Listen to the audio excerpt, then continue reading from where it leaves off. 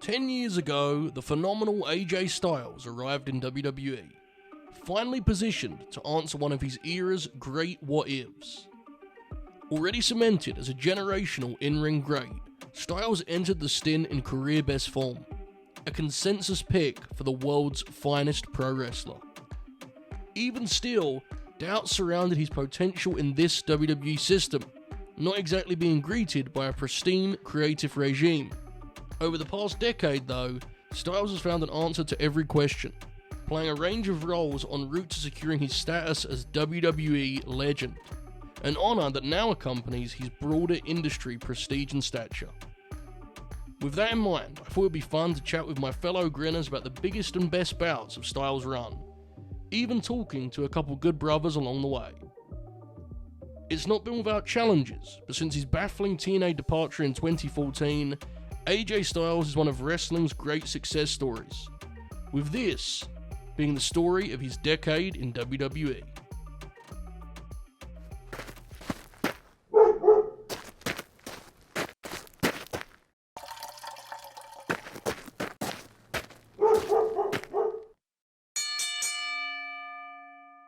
Just hours after Styles' Tokyo Dome thriller with Shinsuke Nakamura, news emerged that both were headed to WWE, with the Good Brothers coming alongside Bullet Club's ace. Over the following weeks, speculation would escalate comically, with WWE.com even fueling the fire. As Styles made his final appearances elsewhere, he'd even be greeted by occasional Royal Rumble chants, ultimately debuting in exactly that setting, receiving a raucous ovation in Orlando, Florida, home to his countless Impact Zone outings.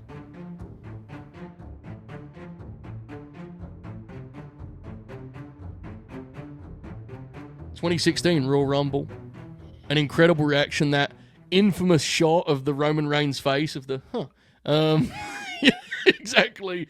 But what a reaction. The thing that always sticks with me is the way that AJ walked.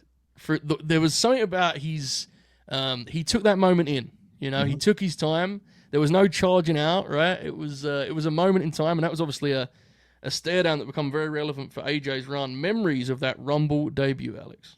I mean, at the time, that was all the fucking... I'm literally getting chills right now just thinking about it. But that was the discussion point, was the exodus of AJ, Shinsuke Nakamura, and the Good Brothers. The main thing I wanted to start with was, you guys come in a little later, right? You're coming in together as far as, you know, obviously we know what actually happened, but on camera, you guys are post-Mania. And yeah, as a result, you're greeting an AJ Styles who's already got a little bit of a run-up on what's going on. How was it for you guys? I don't even know if you've ever told this story before. Watching the Rumble and that reaction, do you have a vivid memory of that, or were you keeping so low-key because you're still wrapping up with New Japan? I watched the Rumble at my old lake house with a bunch of the indie guys that knew AJ, that were from here in Georgia where AJ's from. So there were like a select few people who knew. And of course I knew because we were coming in, and it was like this, hey, do you know? And it was like four of us, like on my couch in my old living room, watching it and waiting to see if he'd get a pop. And I remembered hearing, like, you know, they were saying, well, he probably won't get a pop, and Vince thinks he won't get a pop, and maybe he'll get a pop because it's Orlando. And he got a great reaction. And then, of course, he came in and delivered, and it was like all right, that was the first step.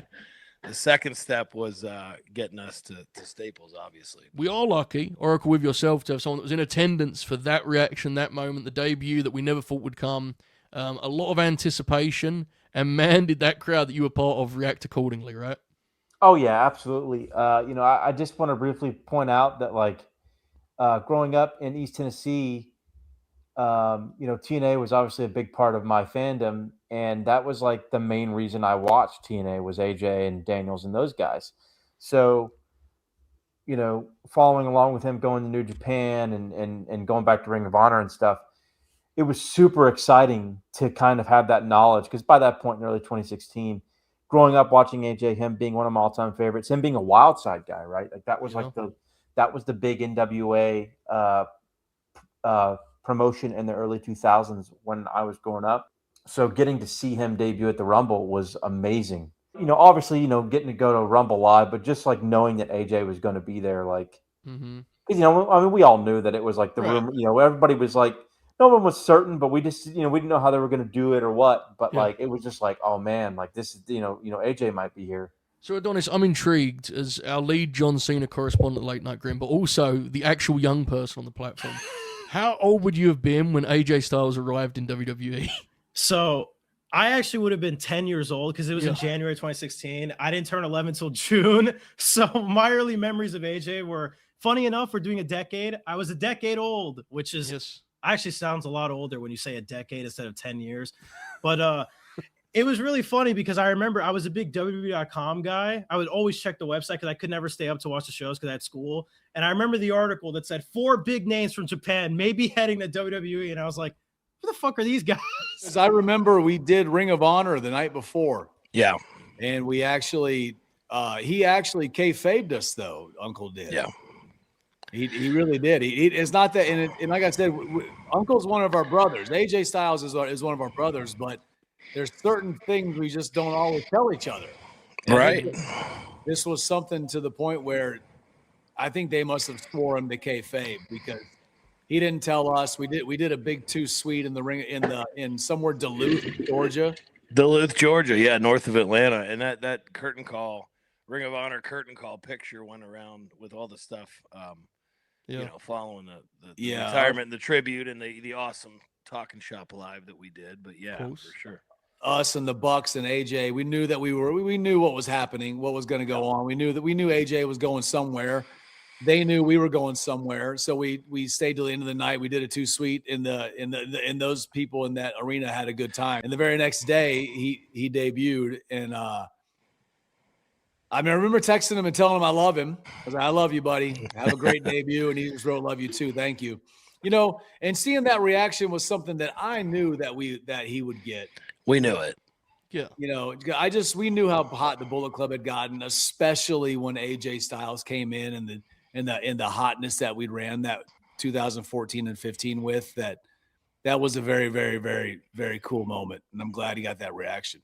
And longtime listeners of the show know that AJ Styles was my favorite wrestler when I was in high school, and the guy, the anti-WWE guy that I clung to so dearly. And it was one of those things, wrestling the way it plays out. Yeah, we'll see it, or I'll believe it when I see it type of thing. I remember when that song started playing, it was like I was watching it in a room full of people, and they cut to AJ coming through the curtain, and it was I remember I was sitting on the floor, and I remember, and I'm a bigger fella. I remember in one motion, I somehow ended up on my feet. Like it wasn't like I somehow just rose and did like an RVD style, like I was ready in my like standoff fighting position, and I made this like really weird noise that I would never be able to replicate. The biggest thing he said, he took it in the curtain, to coming through the curtain, which he did. But the moment I love so much about that never really seems to get played. AJ gets in the ring and he tests the rope out because he's never worked on those WWF nylon ropes, and he gets a feel for the ring, and easily of like the 2010s and all of professional wrestling, like a top tier moment. I love the point about the non-WWE guy, because he's now been in so long, people don't realize he was on that list with Sting right before Sting went in, of like the guy that you couldn't fathom in WWE ring. And that now feels so ridiculous because he's worked every show a million times over. But that was the real thing. That was the sentiment. It's amazing to think back, for sure. My dad is a big AJ Styles fan, so he would show me some stuff. And so when he came out at the Rumble, it was really, really cool when I could actually see him, because obviously they do the thing where you can't see the Phenomenal. You just see Roman's face. When Phenomenal comes up on the whole place exploded. I'm in the cheap seats, throwing my hands in the air and just goosebumps, losing our minds, screaming. AJ and Roman facing off, you know what I mean? Like, I don't know. That's like the kind of everlasting memory of me ever going to a Fed show live was honestly AJ's debut. That's like legitimately one of the loudest pops I've ever been present for. Absolutely incredible experience. It was awesome. You always have a little trepidation when you're coming in, even though we knew how hot Bullet Club was. We saw AJ succeed at it, but I still remember us being in Staples going, are they going to remember us? And we're standing there, and we're with the stage manager, and Machine Gun goes, treat it like any bingo hall in Kentucky. And we did our handshake we do, and we ran out there and they erupted. And we were like, okay, we knew that was going to happen, but you still have a little trepidation. You never know. So it was awesome that, you know, he got a hell of a reaction, which he deserved. And then we got one, you know, off the heels of it. It was very cool.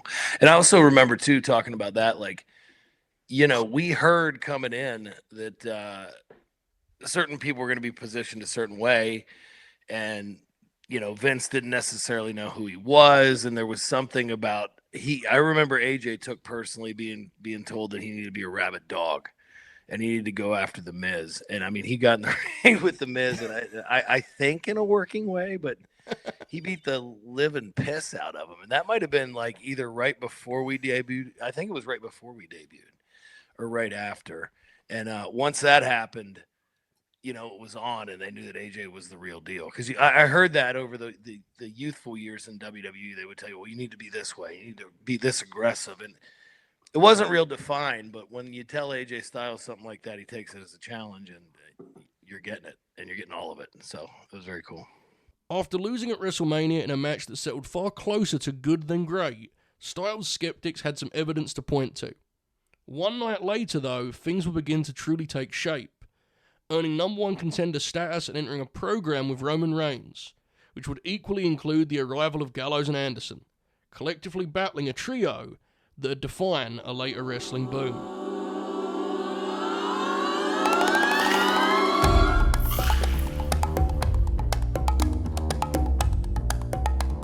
One thing that's interesting about this from a historical point of view, you know, you guys come in and you're working with the Bloodline, but while they use that name loosely, that didn't have, obviously, the gravity it would have years later, right? Like, in hindsight... Not at all. They really did the Bullet Club straight out of New Japan versus the Bloodline. A fan in 20 years is going to be like, what? This happened? You know? And yeah, it happened. What are your memories on the way that I thought they pretty neatly kind of weave you guys into that Roman saga, opposite the Usos? I thought it actually benefited everyone, that kind of 2-month program, I guess, right? Kind of a 6-man situation. It was pretty well done, I thought. What do you guys remember from that? Yeah, it felt like we clicked right away with the Usos, you know, and AJ clicked right away with Roman, and Roman clicked right away with us, and we clicked with him, and AJ clicked with the Usos, and, you know, in the ring professionally and then personally as well. So, because we, you know, and that was 2016, right when we came in, where, you know, you were literally on the road. They put us right on the road. I mean, right away. You're on the road Friday, Saturday, Sunday, Monday, Tuesday. You go home Wednesday, you're back out again Thursday. I mean, it was really wild. They dialed a day and a half home. And that was, you know, for the first year or whatever it was, until they had a draft, and then you're back on the road again for 4 or 5 days straight. It was a real legitimate road schedule. And that's what I think the WWE misses now. I know that it's better to be home, of course, but right. I mean, the way that those matches came together and those storylines came together, and our friendships came together because we were around each other so much. But Roman Reigns, fresh off of the Triple H title match, which obviously a Mac classic, as we know, he was someone that if you could look past all of the surrounding factors, and man, were there a lot of them, you knew he was damn good. Mm-hmm. I think for a lot of fans, fair or unfair, because he obviously did good stuff prior to that, the AJ matches were a big part of, like, highlighting that. Both guys benefited so much from that program. AJ got some much-needed momentum, but Roman, of course, you know, gets that kind of street cred, right? Like, oh, he can really go. Memories of those matches, those 2 pay-per-view matches, Alex? The anecdote to kick it off with is that, rightfully so, WrestleMania 32 is not talked about in very positive light, and downright reviled by some. I'm still there, just so you know. Yeah. But what people forget in that is that the weekend ended with AJ Styles standing tall, having won a really good 4-way match with himself, Chris Jericho, Kevin Owens, and Claudio Castagnoli, and that won him the number 1 contendership. And just to your point, several months prior, the idea of AJ Styles in the World Wrestling Federation was insane. And then their biggest weekend of the year, he walks out standing tall. They tore the house down. They had some bells and whistles, the Usos and the Good Brothers. But there was a chemistry there that I wish we got to see more of later on down the line. But those matches were huge for Roman's rep, as I said, but also, Oracle, getting AJ some momentum coming out of Mania and actually getting him like rolling, right? Yeah, those matches were because I was at the Raw after Mania. I was at Mania 32, and then the Raw after Mania in Dallas, where AJ won the number one contenders match. And I mean those matches, even those trios matches that they had with Good Brothers and AJ versus the Bloodline were awesome. You know, we wrestled the Usos from Hawaii to Tokyo to China to England to Madison Square Garden. I mean, all in a span of, it feels like a blur, and it was like to a lot of people, yeah, to a lot of people, just one match like that would be like a dream come true. And we did like 75 of them all over the world, and we can't remember any of them just because it was just so. You just wrestle in England, you fly straight to China, you fly from China straight to Hawaii, from Hawaii you go to Tokyo, and it's like, I mean, I remember sitting beside Braun Strowman and Coach, and Braun complaining the whole time, and I can't. Shocking stuff. Yeah. But it's just like it just was such a whirlwind 2016 and 2017 because we were so busy.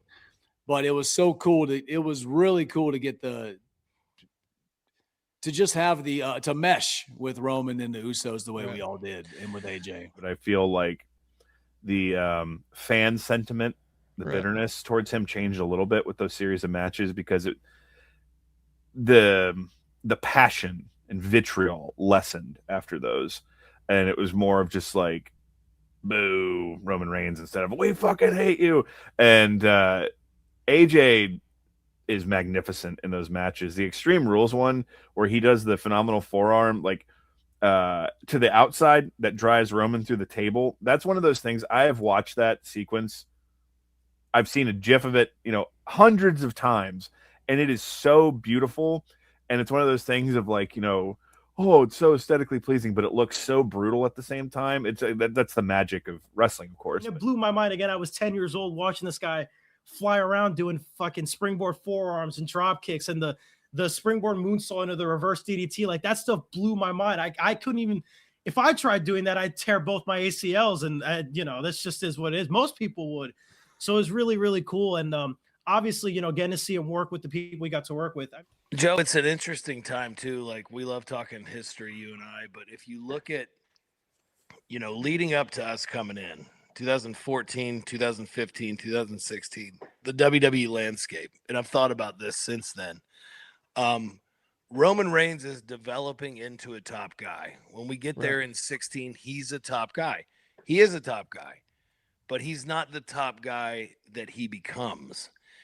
And I think there's a lot that has to be said for what happens during these really formative years of taking him from, okay, you're on top in these markets and we're going to focus on you on television, to you're going to become basically the leader of this brand and the leader of this industry, which they decided to make him during that era. And it's really interesting because you see it go from the management of Vince to Hunter to TKO to back to whatever it was.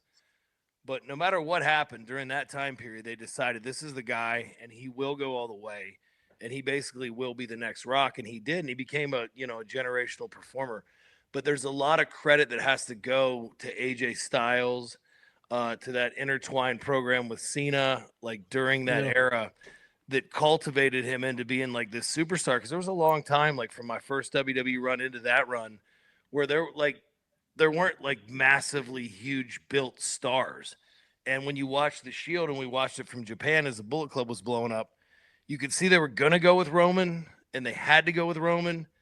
And there were times they weren't sure how to do it because, Seth was a great in-ring performer. Moxley had all this personality. But aside from all that, Roman's this younger guy who's a star. And, when we're working with him, I think he's not even 30 yet. Yeah. And I think that getting to be in there with AJ and interwoven all that, and a little bit with us too, and the stuff we did with the Usos was great. But when you look at the megastar he became, I think a lot of it has to go back to that time period and a lot of the stuff we were doing. And like Karl said, just the time we spent on the road and being in the ring every single night in a different market and learning to understand a fan base. And he did a great job with it. I was always a big proponent of Roman, even in his Shield days, and stuck with him through 2015, through thick and thin, in terms of his in-ring ability. But AJ and Roman getting to collide in those matches, I'll never forget the payback match where AJ does the springboard, phenomenal forearm through the announce table, and they do it, and it's done, executed perfectly. It was one of the great, like, holy shit moments of the year in WWE in 2016, and just that's what I always think of, when I think of that feud, is just that big spot. But also they had a chemistry that, unfortunately we've never, they never really truly revisited. But those 2 months that they feuded together, I mean, just, and the Extreme Rules match has a lot less, interference with Stephanie and Shane and all that stuff. But just a tremendous feud. Two of the best matches of, honestly, the decade in WWE world title matches. Just tremendous stuff. And it was really huge for AJ to get those matches, because I think that really skyrocketed him into the Cena program and really helped him get his feet wet in terms of being as like a legitimate top contender in the company.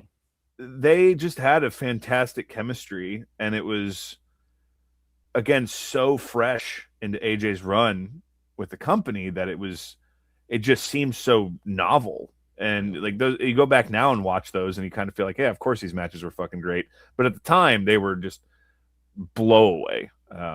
Like his first few, well, Jericho aside, his first few months in the company could not have gone any better. And I think that's really what sold the upper brass, what have you, and just thinking like, oh yeah, this guy's got legs. We can do something with this fella.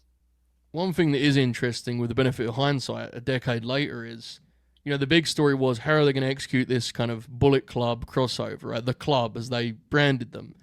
And the irony is, the faction that was opposite those three fellas was the one that would eventually change WWE with the Bloodline, right? That's the original, in so many ways, that's the first real attempt of like the Usos with Roman, which at the time was just, I think, intended to be the opponents for the Good Brothers and AJ Styles, but eventually that looks very different in history, right? That's interesting. Yeah, I remember WrestleMania 32 weekend for no other reason but to pop myself. I was just lying to people I'd never met before that I had heard that Gallows and Anderson were going to help Roman win the world title, and he was going to be the new leader of the Bullet Club. I just remember telling people that, and like they believed me for whatever reason, and I got a huge kick out of that. Well, like you said though, Joe, like we both just ran around that. It was legitimately the Bullet Club versus the Bloodline, and it was probably the coolest. It was probably the coolest part of the Bullet Club at that time. Was the three of us were just, I mean, obviously Kenny and the Bucks, the Elite, went on to their own awesome thing, but Kenny was still under AJ for sure at that time. So AJ's the main event guy until the next, the AEW wave.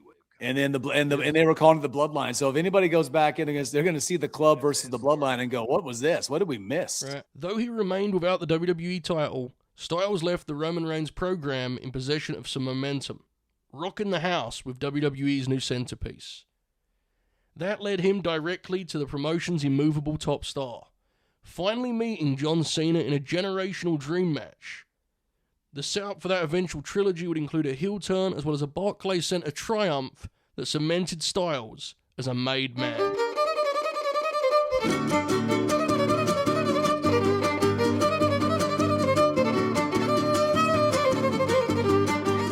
11 years old, that like wrestling is what it is, but it's still like they're beating up my guy John Cena, and then like they made that their thing, like beat up John Cena.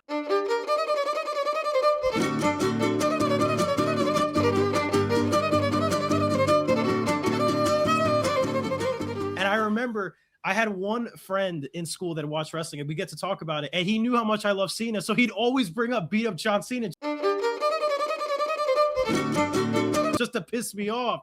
He would troll me like this would be a real thing that would haunt me. At the time, that has to be like, oh, now we're rolling. Bad guy AJ Styles, Good Brothers behind him. We're getting moving. What are your memories of like the heel turn and the initial Cena stuff, which obviously, unfortunately, gets cut short for you guys, but you're there for the start of it, of course. It was hot. I mean, it was hot. It was the coolest thing in WWE at the time, especially like you know, it was hot, and they should have gone with it more. It's I just think they do the WWE thing where they like to split people up quick when they want to push somebody, right? So I think that's why I believe that's why they did the draft like that, and because they did the thing with AJ, they did their thing with us, but you know they never broke us up. I mean, ever. Like the story never ended. The story never ended in those terms as they love to use. Yeah.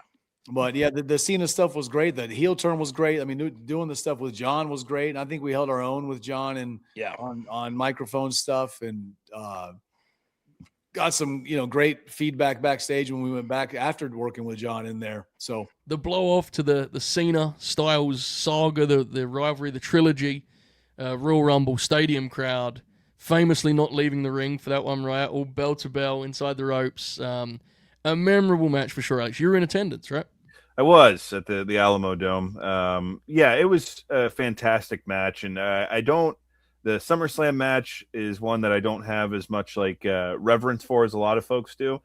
But I remember just the onset in the summer of 2016, just John Cena and AJ Styles facing off, and for wrestling fans, myself included, so I'm not excluded, do love to be performative about things sometimes, but I remember the initial face-off felt like a real moment and like a real, just genuine rumbling around that and a buzz. And so I'll never forget that Raw where they faced off, because it was, again, going back to high school, it was like, what the fuck? I'm intrigued how your AJ fandom is impacted or evolves when he becomes the lead rival of John Cena in 2016, obviously spilling into 2017. That, use the word improbable, that would be a good way to describe the idea of them wrestling, right? Let alone having a rivalry that would become kind of part of WWE history. What are your broad memories of watching it in real time and then kind of revisiting it now? And, some of Cena's most celebrated work, and AJ's too, for that matter. Yeah. I remember I was talking to you a while ago, and you made the point that he's Cena's last real rivalry that he gets to have in his career, which is again, insane that AJ Styles of all people. And I just remember at the time, I was still very ingrained in wrestling is a shoot thing, which, spoiler alert, guys, I'm sorry, it's not. So I remember just always getting really mad because, they have the big moment, right, where they first come face to face. They don't talk for 10 minutes because the crowd's losing their mind. It's one of the best moments in wrestling TV history, honestly. And then he turns heel, and I remember being so mad because that's Cena coming back from the injury. And I remember watching it, and this is a vivid memory of me. I literally remember sitting in my living room. I'm yelling. I'm fucking so excited. And this fucker turns around and punches him in the face, and the club comes in and they beat him up. And I'm like, no, why? Oh my God. And this is my first real, one of the last times I could remember feeling real when it came to wrestling. There's a ceiling to it too. I mean, we've said this publicly, the beat up John Cena thing, that short little time period when we were doing it, it caught fire, and we knew it caught fire, and everybody knew it caught fire. And then I may have told the story wrong. I think Carl corrected me at one point, but I got these shirts made, heavy into it, beat up John Cena. And then we're on the road, and somebody from the office, I don't know, it came down from Vince or whatever, but called and said, don't say that on TV anymore. And we were like, damn, all right, well, but I mean, I guess you understand it now from a business standpoint a little bit. It's just, it's really, it was strange to us at the time, but it makes sense. The SummerSlam match was so fun watching live. My dad and brother were at that show, and me and my other brother were home in Tennessee watching on TV, and we were losing our minds. And they do the Super AA spot, right? Yes. And AJ kicking out of the Super AA has this amazing pop where I think the whole crowd does their yes chant when he kicks out, and of course AJ ends up winning, which was a shocking moment. And I think was it JBL who does AJ Styles' pin John Cena at SummerSlam? That was at the period where my dad would end up buying the pay-per-views because I was a little bit older, and he would let me stay up for pay-per-view. So we bought Money in the Bank, and that was obviously their first match. And so I remember how jazzed up I was. Cena, AJ, they're having their match. That's one of those that, and I'll touch on it a little bit, that I don't actually remember thinking much of the match itself, but I just remember how angry the finish made me. Because I'm like, Cena's got him. And then the club. And I'm like, oh, my God, he got away again. And then they do the SummerSlam match. And I'm mad mostly because Cena has no excuses. He just lost. Like I in my head, I'm like, oh, he's gonna get, the club is gonna show up, and no, he just lost. And I remember, and I just in my head I was thinking, like, is John Cena a loser? Like, is my hero a loser? And then they do the whole thing where they kind of separate them for a little bit. They do the triple threat with Mox, which I remember really liking. I remember that one going on first, and it really popped me because we didn't actually buy that show because I thought the card was bad, and I told my dad, do not. But I saw that match went on first because of the presidential debate, and I was like, I'll watch that, and it was good. And then the Rumble came around, and this was always, no matter what, always bought the Rumble. It never mattered when I couldn't buy pay-per-views, when I could, we always bought the Rumble. And I never understood the significance of matches at the time because, again, I was only 11. So these are all things that I appreciated later on. But I just remember John Cena winning the world title and me being able to, like, fully comprehend that he's the world champion. Like, that was just such a special thing for me. And I also, weirdly enough, just because of my dad, again, showing me AJ a couple years back, like, understanding the significance of, like, AJ Styles is walking into a match with John Cena as the WWE champion. That's, like, wild. Rumble, big fight atmosphere. That phrase gets overused like crazy, but it really was. People were really psyched to see what was going to happen. And it's a great match. Joe, we've talked about on our platform several times. Sometimes that big main event style Cena doesn't always work for me the way it does for others. Right. But he's outstanding in that match, and AJ, of course, is hanging with him every step of the way. And that's like a genuine classic WWF title match. Yeah, and it's a big room match, right? If you're ever going to have a match like that in a stadium with that ilk, with that kind of crowd, that's the place to do it, right? Exactly. So, that's like the closest to a Wrestle Kingdom main event John Cena ever had. Right. That's a nice way to put it. Yes, indeed. And it's crazy to think, God, only a year into the company. That's where he's at after a year, AJ Styles. Man, it's wild. Finishing a trilogy with John Cena. That's crazy. Everything came so quick in 2016. Yeah. I think we were being... we just didn't navigate the political field right. But who did navigate the political field right was AJ. AJ did an awesome job at it, dude. He did. Excellent segue. And I mean, he also, he took some he was close to taking some bangs and he was able to fight his way up. He fought through, he won Vince over. Yeah. And he got what everything he deserved. And then now did he, once Hunter took over and Nick Khan took over, or whoever writes whatever it writes, what did he, did they look at him as the same as Vince? I don't know, but they did an awesome tribute for him. So they thought of him as good. We make all this stuff about the magazine cover where it's the two of them. Mm-hmm. It actually isn't talked about enough just how much the careers mirror each other. When Cena becomes a top guy in 05, that's when, like, the X Division really becomes, like, the focal point of TNA. And obviously you have AJ, Daniels, and Joe. In 2015, which I don't know how many people bring this up, they're actually both kind of touring world's champions in different ways. Like, you have AJ as the IWGP champion. He's going off to do these indie matches with, like, Jimmy Rave, which I think is one of the best matches of his career. Cena's obviously the U.S. champion, wrestling every week in different towns and different opponents.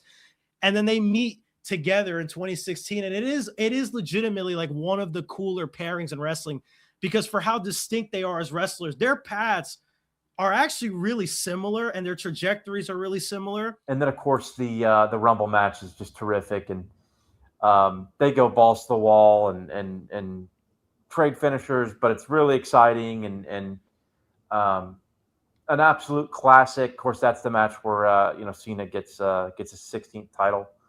But just a tremendous feud, and a feud that this was the feud that elevated AJ to pretty quickly main event status. But I think as we look back on the decade, made him a WWE legend. This was the feud that actually really solidified that, because Cena put him over and really, they really had a really great chemistry together. And it's a feud that's talked about amongst fans and within the company very fondly.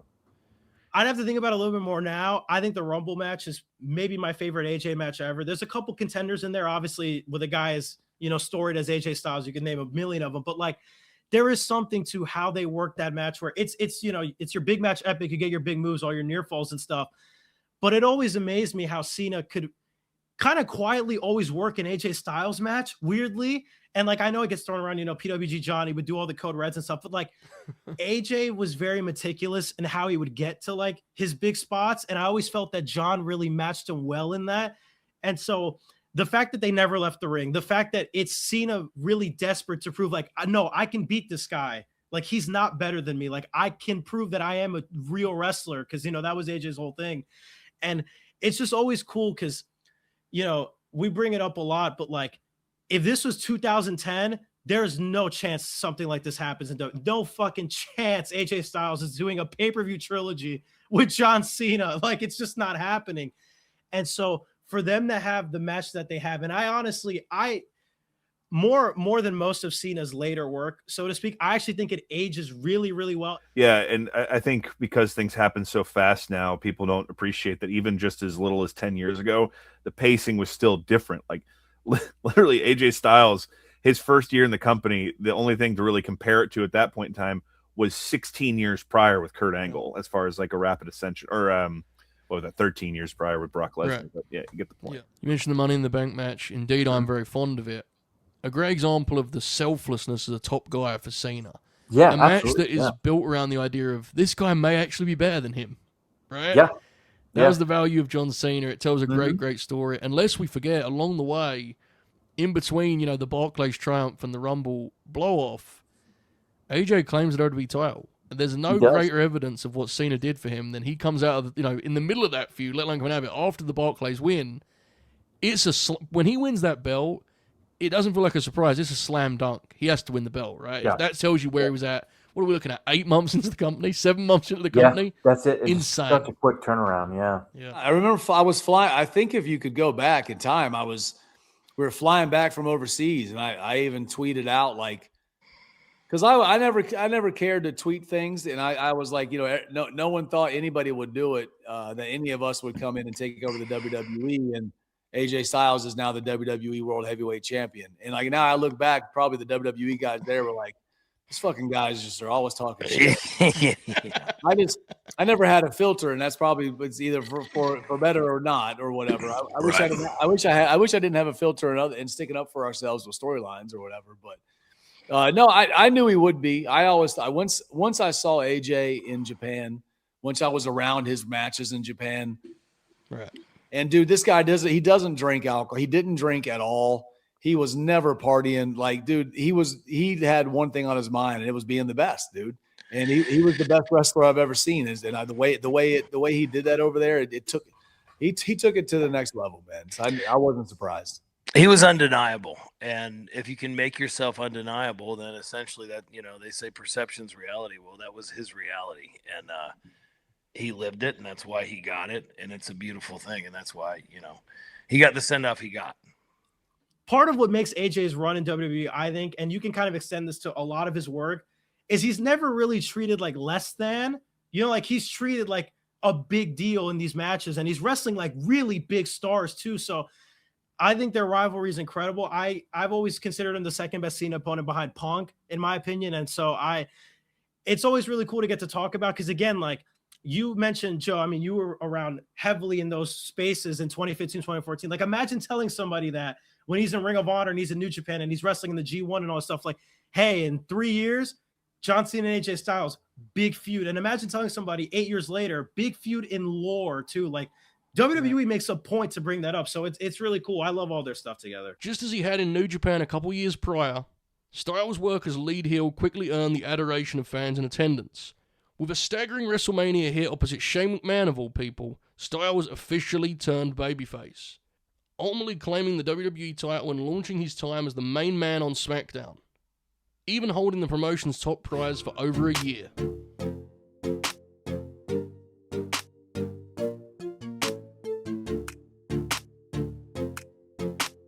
AJ being the kind of guy who, it was kind of us as hardcore fans, right? Like, we wanted him to have that kind of run where he could go out and have these great title matches. And that was 2018. There were some lesser moments, but there was enough in there where I think we all came out pleased about how good and strong of a kind of fighting champion AJ could be. I think that was a really strong run for him to show his ability in the biggest promotion in the world, that he could do it anywhere, not just TNA, not just ROH, not just New Japan, but he did it in WWE as well.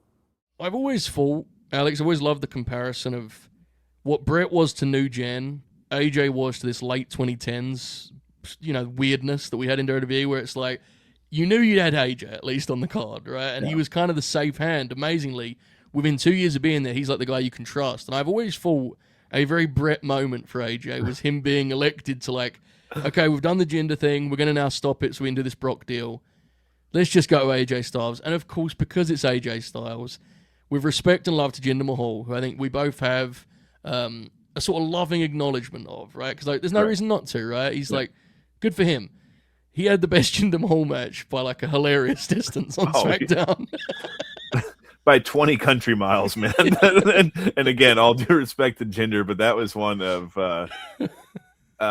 there's also kind of lightning in a bottle in a sense, because they had the pay-per-view rematch, which was fine, but not like what that was. And the international crowd, and it was one of those, something's interesting when you read the spoiler, it's going to happen, and you still want to check it out because like the response to it is so positive.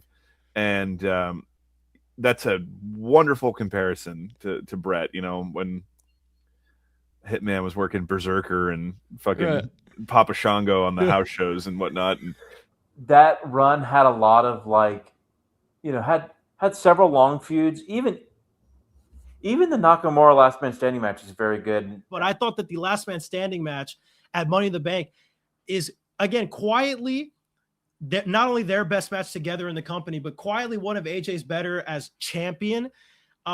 Mostly because the thing to me that plagued a lot of their feud is that it tried to chase the high of Wrestle Kingdom, which it was never going to get to do. They just weren't in an environment that was going to allow them to do that.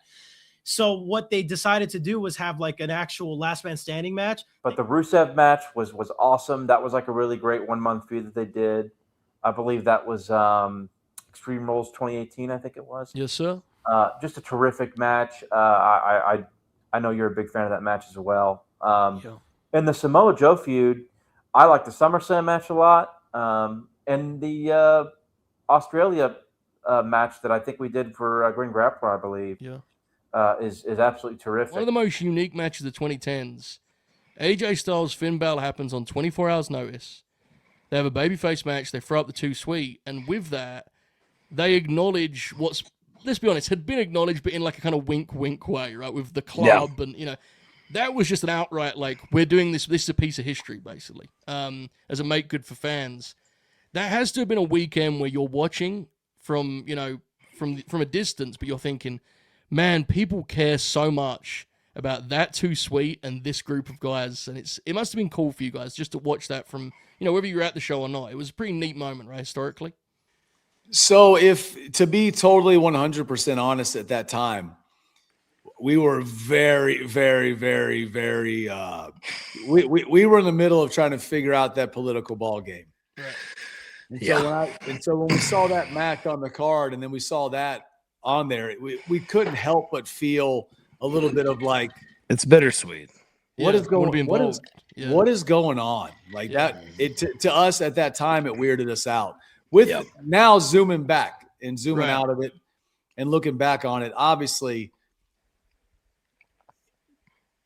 the WWE could have obviously done more with having the hottest part of the Bullet Club in their system.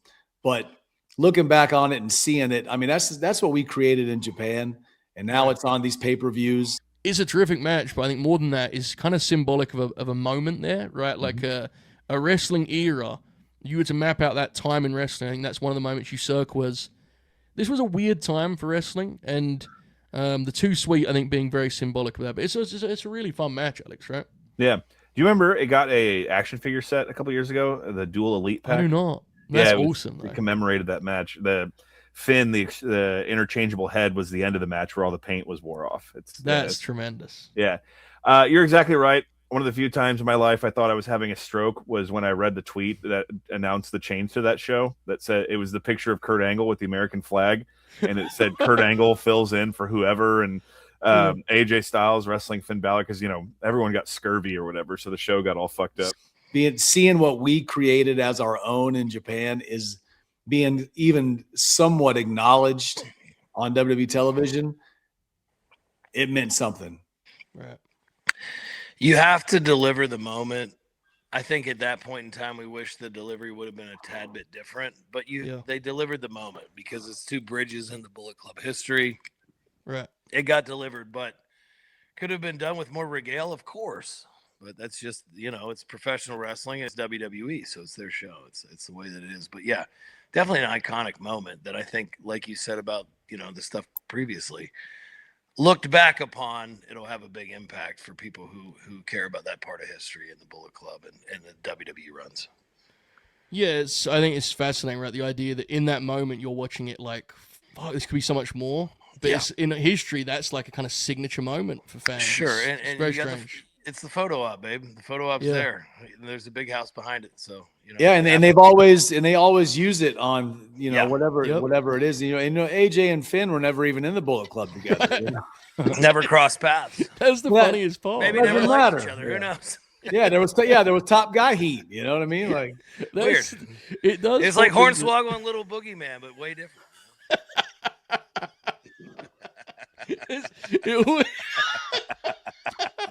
It's just way different, is all. Yeah. It does. It's like Golga and Giant Gonzalez. You know? Yeah. In history now, it feels like every Bullet Club member, people just lump you guys as all in at the same time. We were just on. There was 36 guys in the Bullet Club, and that was it. And they're ranked from 1 to 36. Yeah.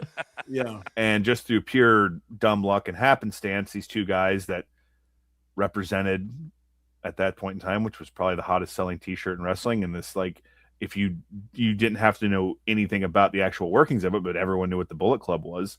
And it was the extraordinarily rare moment in professional wrestling history where wrestlers got to draw attention to something bigger than WWE that was created out of WWE on a WWE show. Yeah. I think like your only possible comparisons are like when the NWO showed up in 2002. And honestly, I'm kind of blanking elsewhere. Piper probably did something, you know, said something along those lines, but it's, it feels genuine, and in a counterfeit industry, genuine moments are very rare, but I remember that. And to speak nothing of the match itself, which is really, really good. Yeah. It's wild you'd put it that way because, you know, the comparison of NWO, the difference in TV exposure for those two is like unfathomable, right? The New Japan product, that's such a sign of the changing times in the sense that New Japan World was so pivotal to that, right? Obviously, yes, the HD Network Access TV show was big, but the ability to stream those shows and how, like, you could watch AJ live on a morning wrestling Shinsuke Nakamura, and then 3 weeks later he's on the WWE Network. It was just, it was different, right? We hadn't had that before. As crazy as it sounds now, we hadn't. So, yeah, and absolutely. Yeah, since 2016 and a little bit in 2017, there's been nothing like it going to a WWE NXT show or whatever, and just it's flooded with Bullet Club shirts like that. It's almost become something of comedy at this point, but like the contribution that faction had can like not possibly be understated. And then of course the Daniel Bryan program at the end of 2018 where Bryan turns heel is just tremendous. I remember, I think it was the first match before, not the title switch, but the first one. I could be mixing them up, but I think that was like my WWE match of the year in 2018. Yeah. That's how good I thought it was. Just an incredible physical match. Of course, TLC 2018 match where Bryan's champion and AJ's the challenger is absolutely tremendous as well. Really, really, really great feud. April 10th, 2018. It's a SmackDown after WrestleMania. Bryan Danielson, Daniel Bryan, is officially back in the fold. He has like I want to say 10, 12-minute TV main event with AJ Styles. Yeah. And it's not his return match because obviously he has the Mania 34 tag. But I wrote about it for Lost to Seasons of Giving Comp. It was one of the matches in one of my volumes where it was the first time where for me, again, at the time I would have been, this is 2018. So hold on. I was bad at math, folks. Give me a minute. 12. I was still 12 years old at the time, still in elementary school. Actually, that's not true. Middle school, whatever they call it. But it was the first time where it felt like Daniel Bryan was actually like back, you know, because it was his first opportunity to have like a professional wrestling match. Right. And again, 2018 SmackDown is like one of the worst things I've ever seen in my life. But AJ Styles is like the bright spot as like the touring world's champion, where like he's wrestling all these different guys. He's wrestling the entire roster.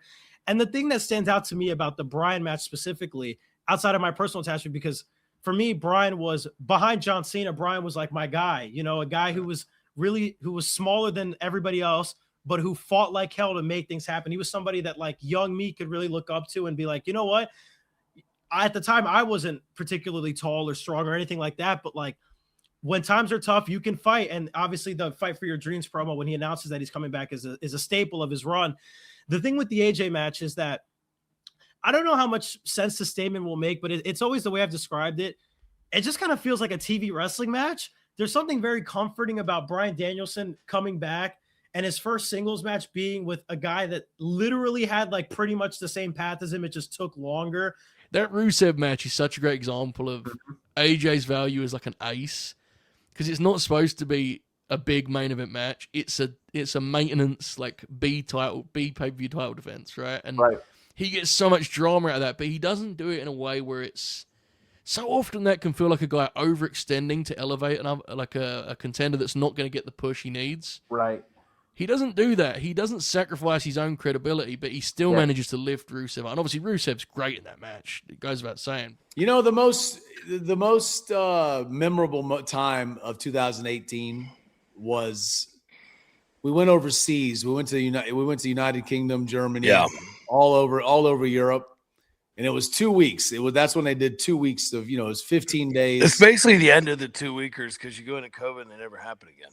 Yeah, it's 15 days. You do 15 straight matches, and you travel every morning. You wrestle every morning all over Europe. Yeah. And we main evented with AJ. It was us, me, Gallows, and AJ Styles versus Sheamus, Claudia, Cesaro, and not sure who else. One other heel. That's a good memory, though. Yeah, that's cool. One other heel, and we main evented that entire. And I know that it was about AJ. I know that it was AJ as the main star. I get it. And they weren't doing anything with us on SmackDown television, but we main evented that entire tour. And every time we came out, we would come out before AJ, and we get a nice reaction. And the Bullet Club hands were all over the arena. Mm-hmm. And having that 2-week tour with AJ, me, Gallows, and AJ kind of just bonding and main eventing that tour and feeling like we were doing it made me realize we should be doing this with him on television as well, right?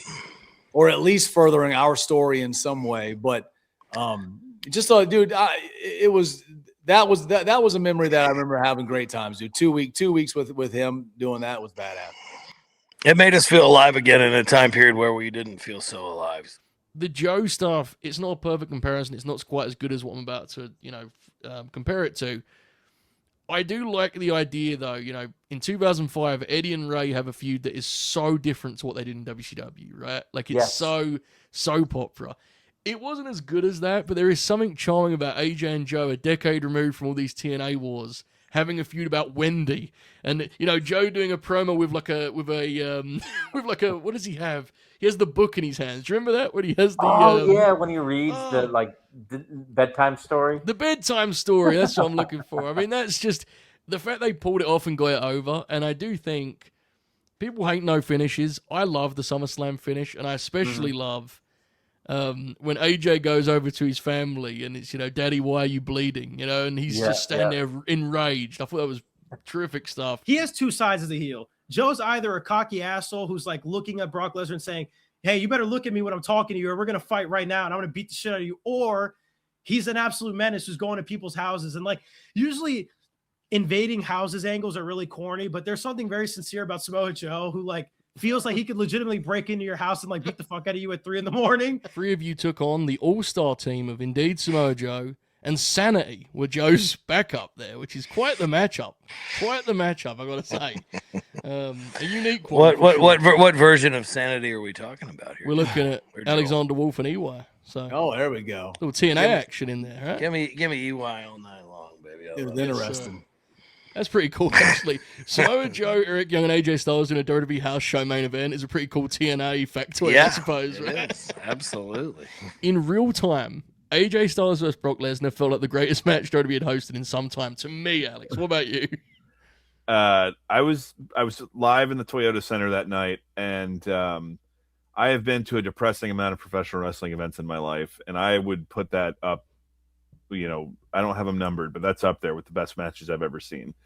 And the Bryan match is obviously great, but having rewatched both recently, I still think I enjoy the AJ match a bit more. And I remember specifically the Bryan and Vinny show the next day. The way they talked about that match was exactly what you said. They acted like this was the greatest thing WWE had put on in a long time. I remember Vinny being like, This is why I love wrestling. I feel honored to have watched this. The immediate thing that jumps out to me is that report that like Lesnar sold backstage for him, which always pops me that like he just, and I think that speaks to what you just brought up, the performance of AJ Styles in that match. Dude, he bumps like it's AJ Styles. He's one of the best bumpers of all time. But like the way that he like flings himself on these German suplexes, like someone's hairstyle has never fit them more than it does when AJ's in the air, like about to land on his neck.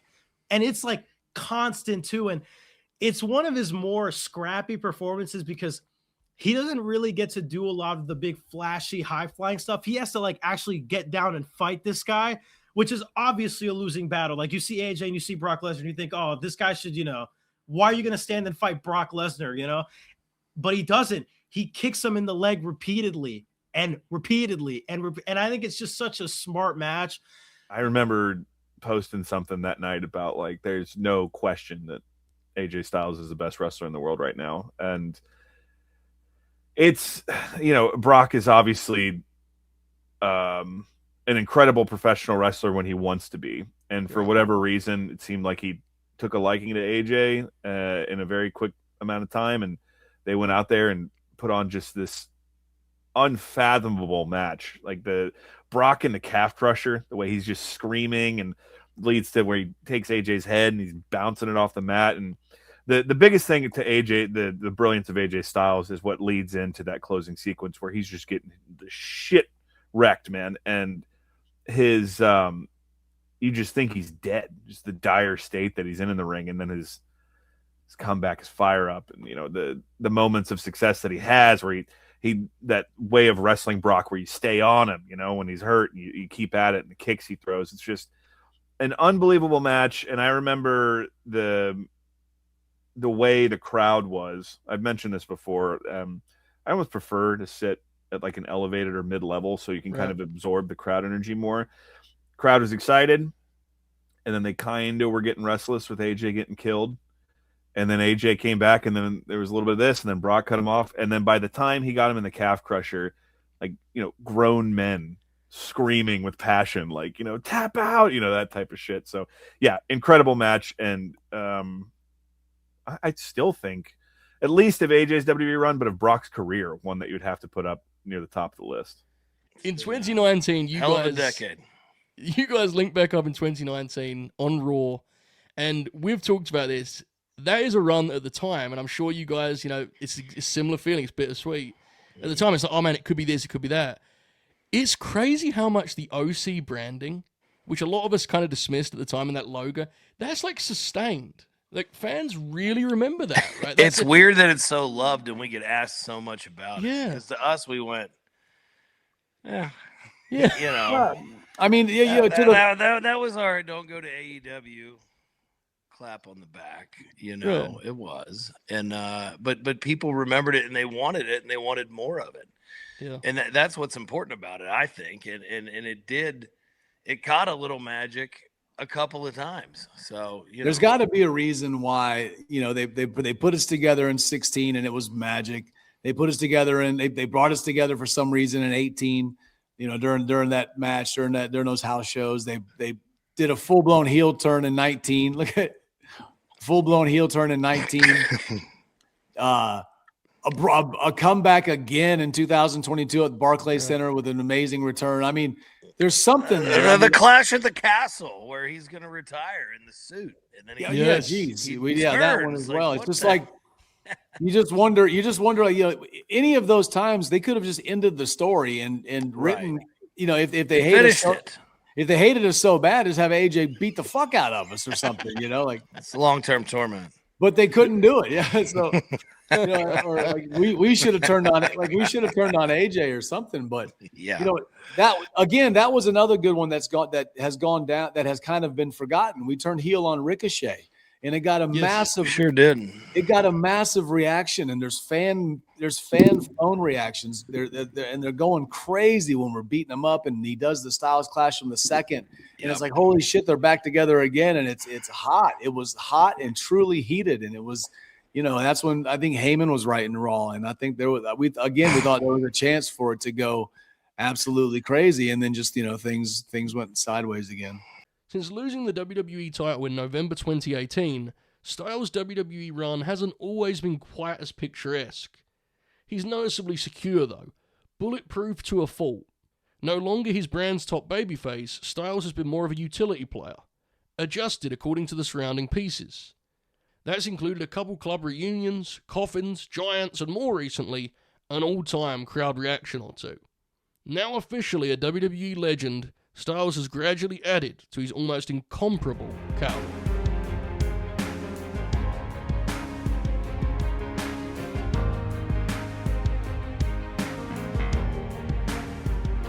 It is a piece of history that AJ Styles main event at WrestleMania. The circumstance of that literally couldn't be more weird. But it is also a piece of history that you guys are right there with him, which, for all of the roller coaster, it is pretty cool it worked out that way, right? Like, when he did that match, you guys are in the thick of things, and for technically get, like, killed in canon for a couple of years. So I'm glad you guys bounced back, but it was quite the deal, right? It was ironic. It was stoic. You have to remember, I got thrown to my death off the roof of a pavilion.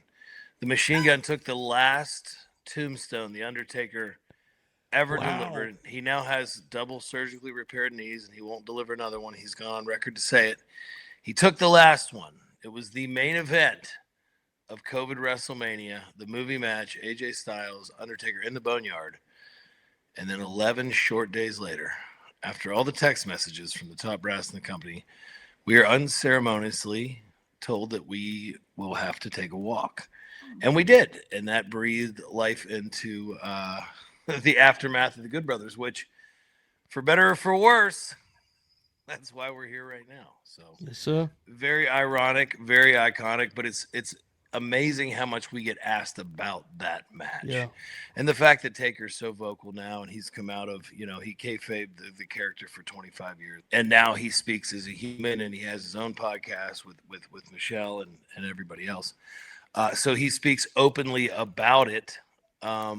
So it's very, very interesting now, the way that all played out, but it is a unique piece of history, and it was a WrestleMania main event that I think we are the only two men in history to be in a WrestleMania main event and be fired less than 2 weeks later. So we'll take that.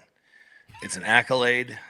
That's why I have such fond memories of it, because obviously the cinematic match thing would get completely off the rails in record time. Yeah. But dude, this was 3 weeks after my office told me, take your shit and go home. We don't know when we're coming back. And, you know, just sitting at home and not knowing. And, you know, at that point, WWE is still like, we're still running Tampa, baby. And then, you know, the time comes to make the decision to host it from the Performance Center. And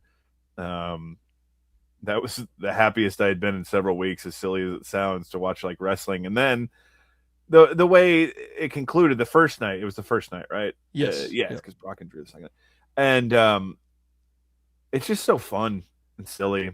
And, you know, we get the Doc and Carl cameo too. And well, you know, we were doing, and during the Boneyard match, we had to fight some of the minions. They had them in, like, they were from NXT, right? Oh my God. And like, these guys were so bad. They were so bad that like, like Taker was like, they just were shit. I mean, they were falling over. Like, Taker was falling over them, and not because of it. It was because they were all around him. Because they were the shit. And they go, "What do you need?" They go, "What do you need, Take?" And he take, because you could see he was frustrated. He goes, "I need them to go to wrestling school." Like, these were. This is out in the middle of the Boneyard. I don't think we've even told that one before, but No, that happened. They're tripping him. I think They're you so need to go nervous, to wrestling school. running into him, and we're sitting there going, I mean, this can't be real. I mean, and it's like, I know we did good in the Boneyard Of course match. we and, did good.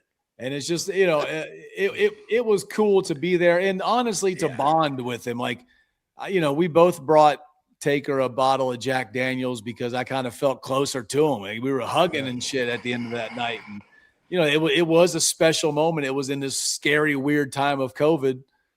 And we just did some cool shit at WrestleMania. Like, I thought it was about to be a very, and I felt really close to Hunter at that time. Like, it just felt like, this is going to be another decade of I feel like I bonded with the Undertaker a lot over the years. A total blast. The main event of WrestleMania. AJ got the main event WrestleMania here, and just a super fun match. A lot of cool editing tricks and whatnot, but just a fun brawl and a lot of fun callbacks to Taker's career and of course, there's always and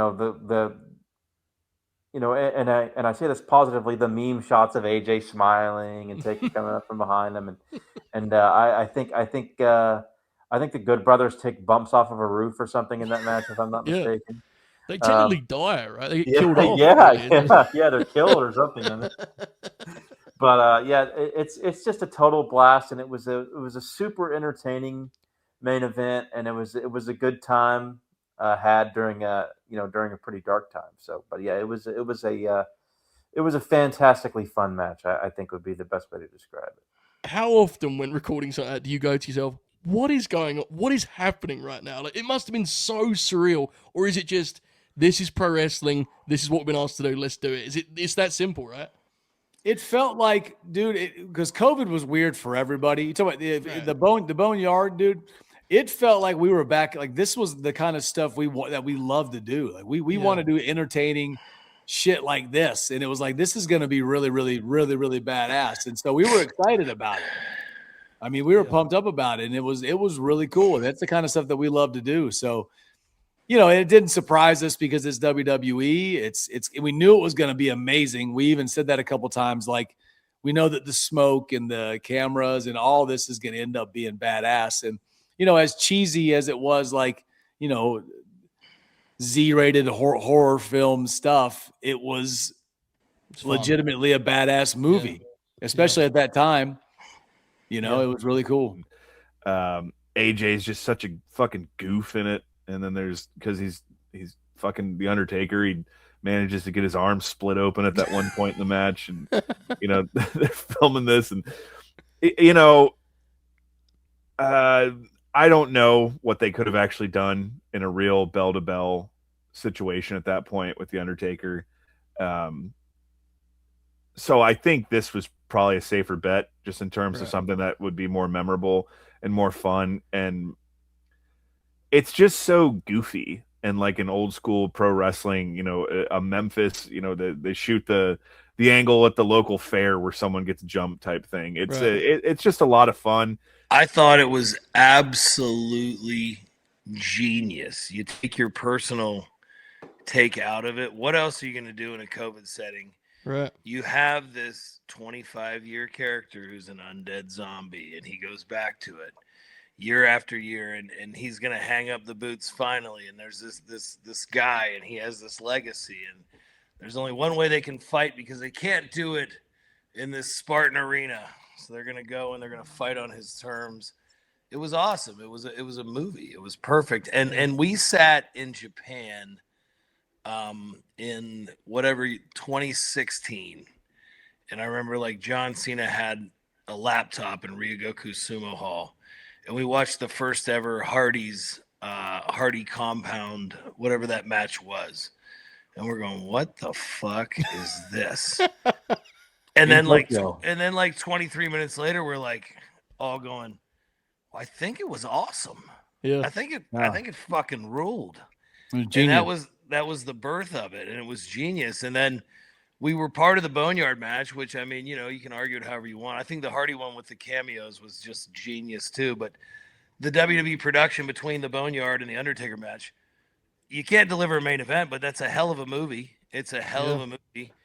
And then that, for us, it spawned, we're angry and we're going to make fun of it. And we do Talking Shop-A-Mania and it does a massive buy. Mm-hmm. And, it's the Saturday Night Live answer to it. And people love that too. It's a smaller audience, obviously, but like there's obviously a space for it. And when it's done right, it can really captivate people. So it was a hell of a good idea and it was very well executed. And it's one of those things when you look back on AJ's WWE career, it speaks to, how just great and malleable of a performer he is. Because we just talked about that Lesnar match, which is, you could not be more polar opposite than what the Boneyard match was. But AJ is so enjoyable in both of them and delivers at the end of it just like a really enjoyable product. And yeah, specifically speaking to his personal experience, I just remember like Shoot and multiple people texting me after that was over, like, that's the most fun I've had in the past month, that type of thing. And everyone's really happy with the end result. So again, with the cinematic match going the way it did, it might be kind of lost in the shuffle, but I think it is something worth celebrating in AJ's WWE run. And it will be forever, presumably, unless there's a comeback we're not expecting, etched in history as Taker's farewell, right? Inside the ropes. I mean, again, using that term we'll loosely. see what happens with WrestleMania next year. But, we sure will. But for now, yes. That was the end of, again, the in-ring, stretching things a little bit, but in-ring story of The Undertaker, which is another feather in Styles' cap, no doubt. And in the WWE world, in the WWE planet, whatever it is, the universe that it's in. Yeah, it's a universe. AJ Styles being the Undertaker's last opponent is amazing. Like that's what the WWE universe like lives for, and they live for the comic book angle. So like and AJ deserves that, dude. Like AJ deserves to be up there with the top of the brass of all the guys that go into that Hall of Fame and all the names that go up there on their quote unquote Mount Rushmores. Like AJ's right up there, man. 100%. It's cool, like from a guy who had all those classical matches, right? Those epic main events. He has that too on his resume. That's the beauty of AJ Styles, right? He can do that. So especially with you guys alongside him, he can get goofy and get funny. It's always fun. Yeah. Always really fun. That's what we were really hoping for in 22 when we came back was, well, we were going to be baby faces. I just wish we could have had the opportunity for people to see AJ being a really, really mean, nasty heel. I mean, because he can be. I mean, man, he's a great vicious heel, and he's funny when he's in that setting. And it just wasn't written in the cards, man. He's probably one of the greatest baby faces of all time. So there is nothing more AJ Styles than having that match in the midst of a global pandemic, and then mere weeks later having the Daniel Bryan match, which is on a scale. Could it be further? I don't think it could be. No. Felt like two of the great wrestlers ever, two definitely generational, of this last era. I think they may be the 1 and 2 seed in the States, to be honest. They're certainly in conversation. It almost felt like them just, let's go out there and make music. Let's riff. Let's have fun. Let's enjoy it. And let's give people a wrestling lesson in doing so. And I say that, literally because there were students in attendance for the PC just watching these two greats. They put time in. They were physical.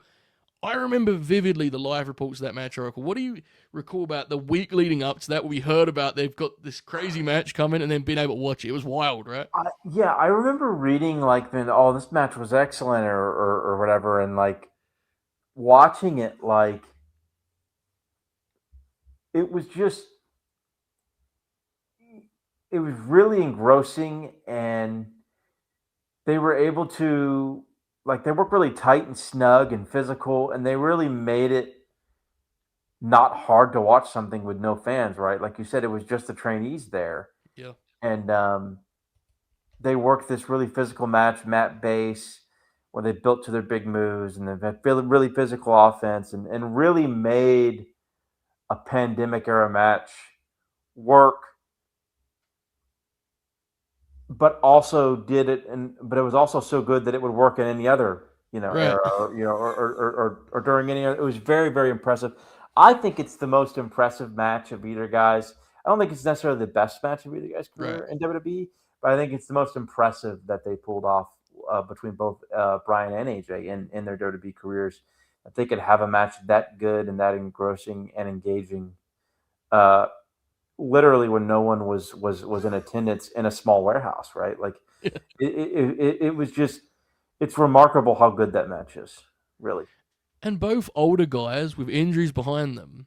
Yeah. No adrenaline, really, right? I mean, you're working in front of PC students. It's like the effort they put in, it's just remarkable. It also shows you, and that's also sort of a wrestling generation thing where they're from that generation of wrestlers where, you know, we've seen the clips and the matches and the vids of these IWA Mid-South shows or other indie shows around the country and the world where there might be about the same level, you know, same amount of people as there were in a warehouse as there were those PC trainees were, right? Like, so it's they know how to. It was not something that intimidated them or confused them, or it shows that they're, you know, that Bryan and AJ are pros, right? They have that ability and that knowledge and that experience to do something like that. It certainly won't be part of, you know, if you did your compilation, the greatest AJ Styles match, I'm not sure the Omos tags make it, but I do think when you're talking about AJ Styles' career and he's running to be specific, his versatility and his ability to be a utility player, Omos was a project, and understandably so. It still is, I guess, to some extent, right? Right. And AJ could not have done a better job of trying to help that project along. And he always kept it entertaining. He had fun with it. He embraced it. It isn't his finest work, obviously, but it's so AJ Styles that I still have fond memories of it, even if in hindsight it didn't probably lead to the heights, you know, pun intended, they were hoping it would. But what do you think of when you hit that Omos run? Yeah, it really shows AJ's, you know, like you said, the word you used, you know, his versatility. It showed that he could do the sort of WWE comedy kind of adjacent stuff that, like, they always love to kind of throw on anybody. And just, it kind of showed that he was just natural wrestling chameleon, which I think we always kind of knew, but, you know, when you go to WWF, there's a particular uniqueness to that type of stuff. And he was able to ride with it and go with it and seem to enjoy it. And they even, you know, found themselves in some pretty good matches. I think they had a good match with New Day, maybe one of them with RK Bro. I mean, they had some good, you know, they had some good tag title matches. And of course, I think they even had like a decent little build to the breakup. They never really did much with it, but it showed that AJ had this. It just showed his ability to be able to fluctuate up and down the card and do whatever was asked of him and excel at it. After a quiet couple years, and it's fair to say, where, you know, as you mentioned, there is that kind of fluctuation of where he's at on the card. There was a sense when he came back in 2024 of like he wanted to prove a point, was the sense you got. And he gets a big chance to do that in France with Cody Rhodes in a match where I knew it would be a good match, but I don't think anyone could prepare for that atmosphere, right? AJ gets like a hero's welcome. One of the craziest reactions, honestly, of the decade thus far. And you can see him like fueled by it. There is an adrenaline to AJ on that night that is pretty overwhelming. It's pretty breathtaking, and they rock the house, right? That is a big match, big show, epic. Him and Cody, dude. You know, like I remember when Cody wins the belt at Mania 40, right? Obviously, the natural reaction is like, "What matches would you like to see?" And obviously, for most people, AJ was at the top of the list, certainly top of mind. But unfortunately, it never really felt like he was ever going to get that chance again, just because of age and maybe because of, you know, timing and all that stuff. So when he gets that opportunity, and I'll quickly mention this, the triple threat match that he has with Ray and Kevin Owens that secures him that match at Backlash. Excellent match, excellent TV match. But that match in France, dude, it's actually even crazier when you consider that they have a show in Paris the year after where that reaction is sustained and actually even longer. For whatever reason, France took to AJ Styles, and that dude worked like it. I'm trying to find an apt way to describe AJ Styles' demeanor in that match. Cold water is easily the best pre-workout that you'll ever take. Like, it's like, I don't think he's online. It's AJ Styles. Why the fuck would he be online? But this has literally changed my life, and I am addicted to it. Joe, do you remember those videos of him in the fucking cold plunge? Yes, where he's like, fucking, that's how you get out. That's how you feel when you get out. Like in the fucking Backlash pre-show when he comes out, he's like, up. dude, Honestly, since the Cena thing, he had never looked more in it in his WWE run since the Cena thing. He looked so locked in, so in the zone. He is a man on a mission in that match. Dude. Well, you have to look at it like this. When you go from a fan perspective, and every time I talk to Joe or Joel, I get it on a fan perspective. You think about Eddie Guerrero tragically dies at 38 years old. Mm-hmm. AJ gets to finish in his mid-40s, whatever. Yeah. But like, man, if they were in the same, if they would have been in the same era, and they would have been under you, whether it was a Vince or a Hunter thing, like, dude, that could have been some real magic, because that's two guys who can literally do everything, you know. And when you look at Mount Rushmores, you got to put them in categories, and man, that would have been, who knows what that could have been. One thing I love about that pairing, that comparison, if you will, they're two guys also who have like two separate primes, right? Like the Eddie Guerrero that was on Nitro was the best wrestler in the world for a different reason that he was the best wrestler in the world. Later 90s, not recognized as such, and then right. And with AJ, I think you have TNA AJ, and then the one that you guys were with, the best wrestler in the world for different reasons. it's a fascinating thing. 100%, but it's the same thing. The parallels are there. They're just a decade, 15 years apart when you look at it on paper. But man, if that would have came together at the same time, who knows? Either it would have imploded or exploded the business. It would have been amazing. He and John Cena reunite for a pretty epic affair. You mentioned that magazine cover earlier, and we get a pretty literal, tribute to that. And kind of like a wrestling match that's like a living, breathing snapshot of this entire wrestling generation in the States, which is a pretty unique thing, and I know it resonated very strongly for you, Adonis. Memories of that one, which is only a few months ago, but so much happens in wrestling, it feels like a lifetime ago. Dude, that was October 11th. It was my debut on the Grin. I was there, 8 a.m, and I'd never been more jazzed up. I think, to me, honestly, like, I'd given up on that match happening. It just felt like we were getting so close to the end of Cena's year, and it felt like AJ in 2025, unfortunately, because of either injury or just not being around, and having a feud with Logan Paul, that he just wasn't a priority on the tour.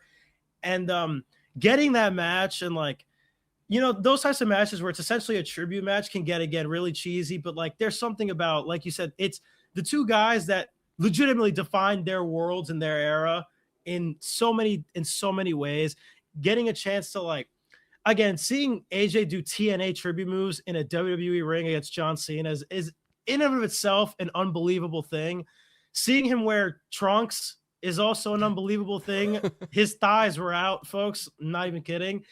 It is, it's, to me, one of the most emotional matches I think I've ever seen in my life, to be honest with you, just from the standpoint of who they're tributing and what they're tributing.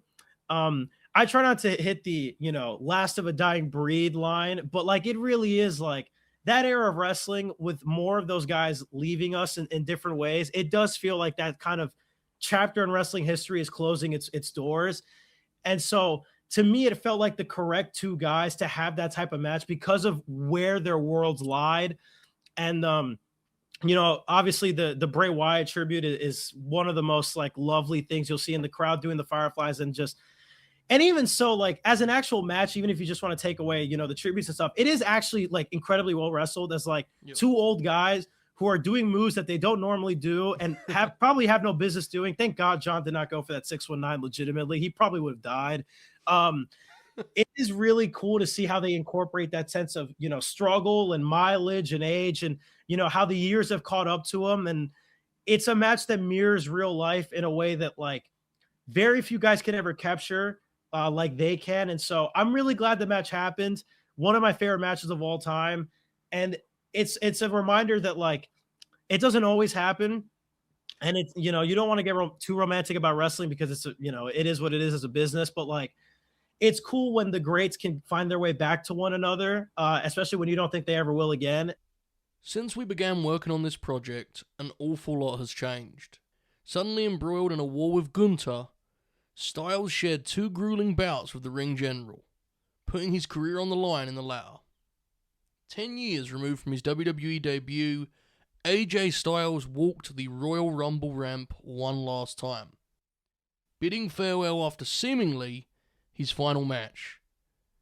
It's not a farewell without speculation. That's another story for another day. A few moments later. Okay, it's now the other day, and there seems to be a lot less speculation. Luckily, we had some on-the-ground reporting for the AJ Styles tribute on last week's Raw.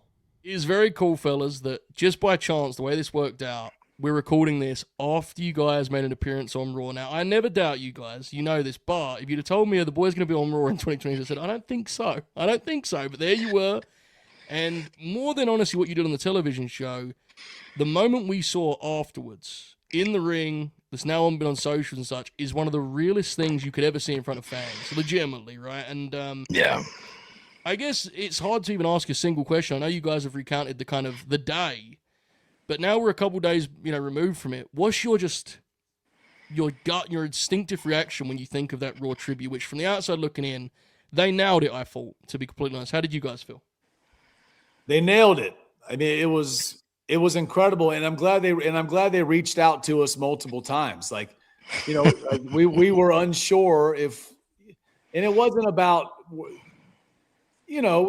we just Money. There were some. Yeah, it wasn't about that. It was about hard. There was hard feelings, man. Like, Yeah, 100%. I mean, like, that's documented.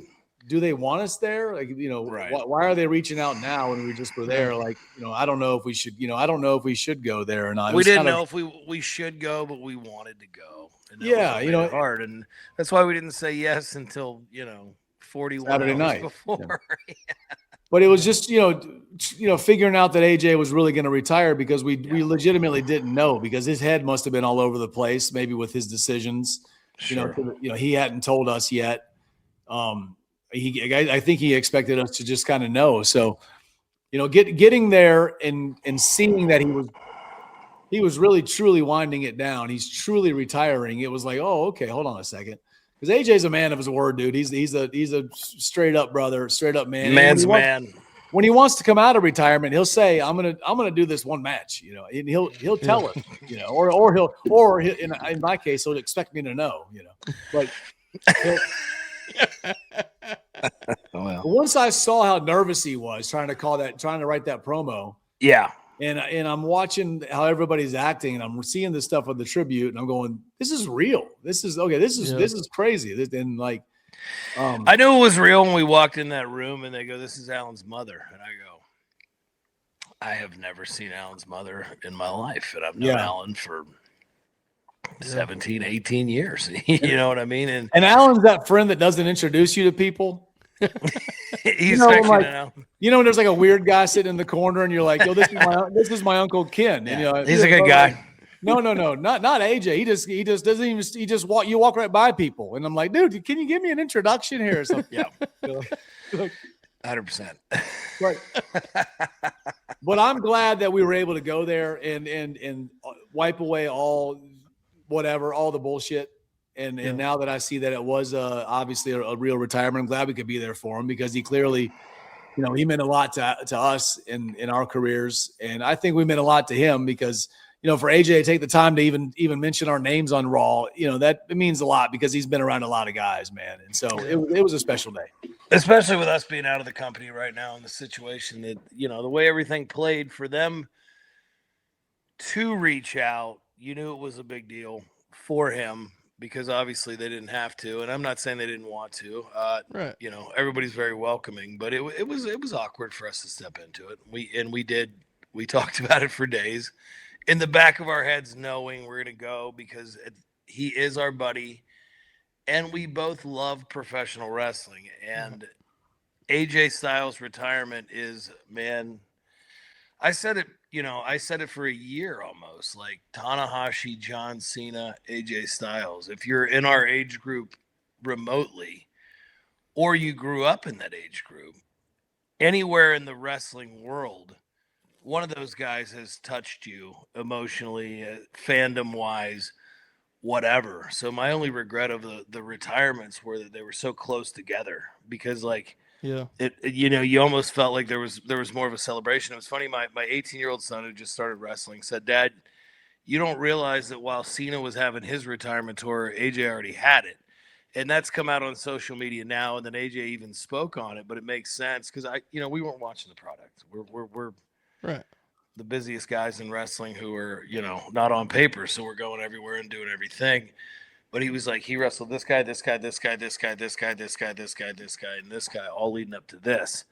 People just didn't know he was winding down. I was like, shit, that's a great point. He actually did, and he got to go through and do it. And as AJ Styles would. He didn't ask for accolades. He just went and did it. He put the work in, and he gave you the memory. And it'll be something you'll look back on 5-10 years from now as a purist that at the time you might not have thought like, oh shit, this is the end of the ride. This is the last 6 months or whatever. But hell of a 6 months when you look at it on paper. He did it, and you can't beat Father Time. Tanahashi's thing came up. John Cena made the decision, and then AJ said it. He didn't want to do a WrestleMania. He did 10 years to the day, Royal Rumble to Royal Rumble. That's pretty damn cool, and that means you got to go on your own terms. So kudos to him. It's, I think the most AJ Styles retirement tour possible, very workmanlike and understated, but the kind of thing you'll look back and go, man, there's a lot of good stuff there, and that's fitting, really. And I think the thing that you guys, obviously, you know him far better than any fan ever would. But I think the one thing he stressed to everyone, on camera and off, has always been he didn't want to be one of those old guys in there, right? And I think, is it not perfect that he left every wrestling fan going, man, can you give us one more? Like that's great, right? What a compliment that is. And that's pretty. Well, cool. here's the. I hope the tail end of this. He still did it because. If you watch wrestling, sure, he signed another deal, apparently. We don't really know. Right. Sure, he's going to help develop talent. Sure, maybe one of his sons will get in wrestling. But you saw AJ Styles leave at the top. There's another match in there. Right. It's not like his knees are blown out and his back shot. And it's also professional wrestling. So... Yeah, he'll have a match. We still don't know, man. He'll have a match with the Rock or some shit. Of course he will. Yeah, let's go. Let's do it. In like 3 years, and it'll be awesome. And I'm gonna get knocked off the apron for about $100,000. Oh awesome. Yes, let's do it. Talking shop live from Riyadh, boys. Let's get ready. Oh well, we know where this sale's going. And what? Who said that? All right, so last thing from me, and this is one of the great things about doing these projects for you guys. You mentioned it is I try and provide a fan perspective. Right? I'm never trying to walk in your shoes, and I have to say, as a fan, I know it meant a lot to you guys to be there. I hope you guys have seen on socials. It meant a lot to fans, dude. The reaction was the way it was, and it went viral the way it did because it gave fans closure. Your guys' thing with AJ Styles was so frustrating and bizarre in WWE, but at least we had that moment in center ring. Even if it was after the show and off the air, we got it, right? It happened. And I don't think it's a coincidence that clip went so crazy, or the picture of you with Tama, or the picture of you with Shinsuke. The generation's coming to an end, boys, and fans were really thankful for that closure, genuinely. It's weird, too, because, like, that, of all the things we've done over the years, that was 100% unscripted, and it was a real hug. And it was just caught, and there was no like, "Hey, go hug him." Hey, step in and look this way and hug. Like it was just dudes who loved each other and acknowledging the GOAT. That was cool. In a world of iconic nicknames and monikers, few are more apt than Styles' phenomenal tag. Just as he was for the decade and change beforehand, Styles proved peerless in the WWE system. An unlikely success story. Styles leaves the WWE ring an in-house legend, sporting a career prestigious enough that, fittingly, fans don't want to believe it's over. Whether it is or not, this has been a generational tale. For 25 years, AJ Styles has been phenomenal, and regardless of retirement, those memories are forever. Thanks for watching, folks. Please like the video and subscribe for more grins. To join us live almost daily, head to Late Night Grin, hitting the join button for exclusive watch-alongs, wrestling history lessons, and live Q&As. Keep grinning, folks. All how. While you guys have been split by that point with the draft, I remember that SummerSlam weekend, 2016. That's when NXT is crazy. I remember you guys did that That was when you did the Sam Roberts live, right? I want to Yes. say was that weekend, which like it sounds crazy, but that produced all those viral clips where you guys basically just did the talking shop bits to a new audience, right? And they're like, "Whoa, these guys are funny! Holy shit!" Yeah. Like, do you remember? The reason I bring it up is that's a huge weekend in the AJ story because that's the weekend he beat Cena, right? Barclays and crazy. Do you have any memories of just like the chaos of a weekend? Because that would have been your first big WWE pay-per-view, right? At that point, I think, obviously on the second round for yourself. Yeah, man, it was. I don't know. It was. I do. Okay, great. Yeah, we did something with Jon Stewart that year. No, that was the following year. Was it? Oh shit! Yeah. That was in 2017. That was 17, I believe. Yeah. Damn. No, we were already way to pushed by then. I think you got to look it up and look at our gear. And We're gonna have to leave this in and let the editor decide, right? Like, who won Hold this? on. this I want to thing know. about- I thought 17 was Jon Stewart and balls in the No, car. because SummerSlam was after. That was, dude. SummerSlam was way before our WrestleMania. I mean, I think you're wrong, buddy. I think Machine Gun's googling this. Hold on a I second. want him to. This is good stuff. I hope I'm wrong. Yeah, you are. Well, yeah, we'll see, pal. Tremendous. But the reason I asked was, Yeah, Jon Stewart joins the New Day summer of 2016, SummerSlam 2016. oh, there you go. What are you on Wikipedia? Anyone can change that. We don't know that. No, it's YouTube. It's right here. It's on Never, YouTube. never concede, big man. That's what I like to hear. YouTube would never lie. But that's what it was. It was we Space-time debuted continuum. in April, the day after or a couple weeks after WrestleMania. Christ, we already did Jon Stewart 4 months later. Wow. Yeah, we got Red hot, brother. Wow. split up. We got split up in July, and then we did this. We did that by SummerSlam. That's when we had Big E. We were doctors in 2000. And we did we walked by Ferg in the backstage. I remember. Yeah, and we were doctors So, then.